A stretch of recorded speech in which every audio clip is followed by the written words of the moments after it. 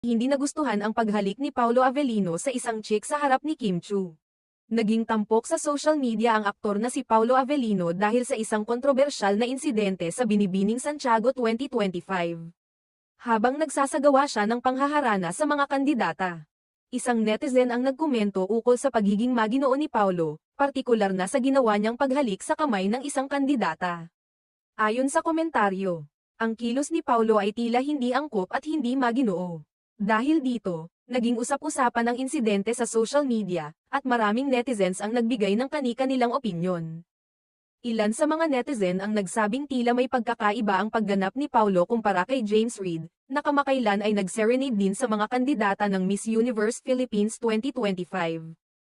Ayon sa isang netizen, mas classy raw ang ginawa ni James Reid kumpara kay Paolo, na inilarawan nilang dumb on stage. Samantalang ang ibang netizens naman ay